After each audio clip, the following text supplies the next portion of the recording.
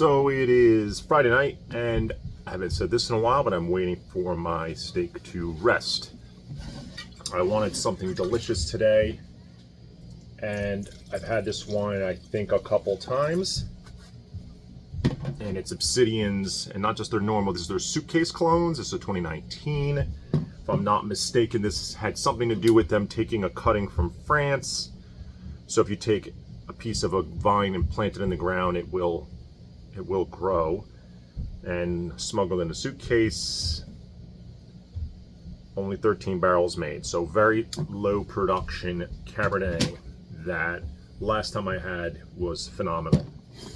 And when I opened it, it smelled great. It's only been decanted for maybe 30 minutes.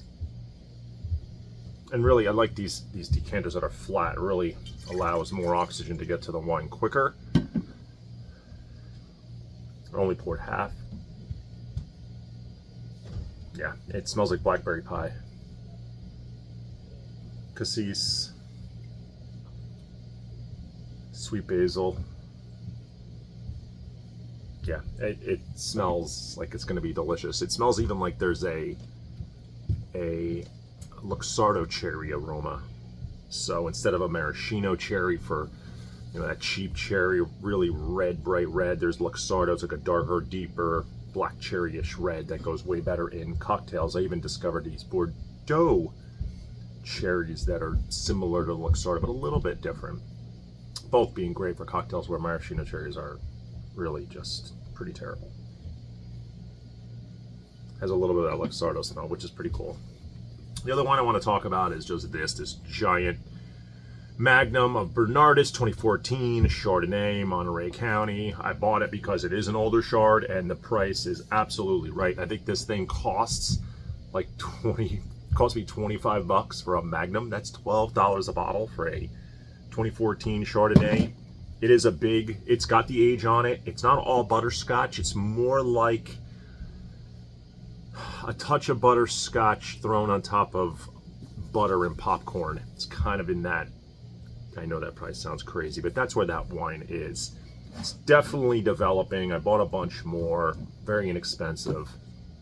It's nowhere near as good as the Rieslings I've been drinking, those aged Rieslings, but it's a good wine after having a little bit of red. I can't drink red all night. I get palate fatigue.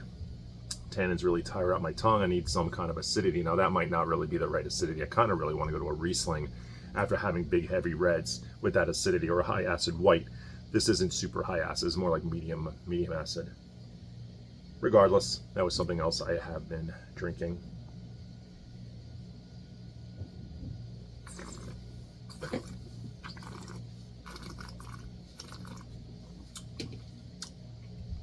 That's delicious. Got it. That it's got the delicious factor.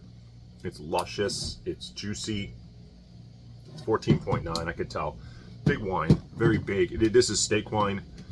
Everything on the aromas on the palate, and then some. There's even some baking spice on the finish.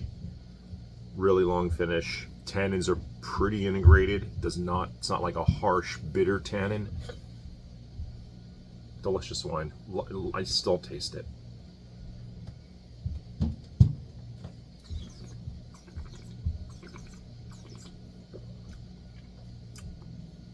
This wine's good. This wine's really good. This is one of Obsidian's better wines, at least this vintage of this cab. I think this is in the 50s. So not a lot of money, not an inexpensive amount of money, but okay, it's not an inexpensive wine, not a super expensive one either to get this kind of quality. To me, this is like a 5 out of 5. Really great for what I'm getting. Wow, that has got length.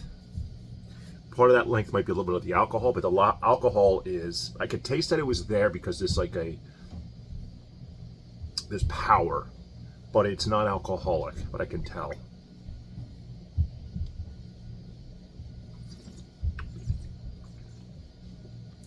Really great. This is gonna go great with the steak. So, perfect pairing. Switch over to the Chardonnay maybe a little bit later. Made some air-fried okra as a side dish, which really doesn't go great with red. There's a lot of wines foods that kind of have difficult wine pairings: eggs, asparagus. I want to say okra's got to be on that list too. There's just some foods that don't really pair well with much.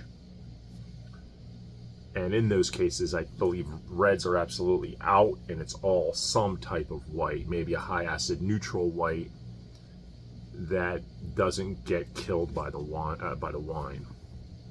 So I'm not really sure. There's a lot of those burgers with like an egg on it. I gotta imagine in those cases the egg isn't really what they're talking about. They're talking about, I mean, I don't know. You're drinking a wine with an omelet? I don't know. I'm not really sure. But egg is on that list of difficult to pair with wine, as is asparagus. I think with asparagus, I like a Gruner or some high acid white, Pinot Grigio, Pinot Gris from Alsace, something like that works with me in asparagus. But if I'm having asparagus and having a steak and having or red meat and having a red wine, it kind of goes okay. Because the asparagus isn't the star or anything like that. It's just kind of a side dish. Anyway, just sort of a little tangent.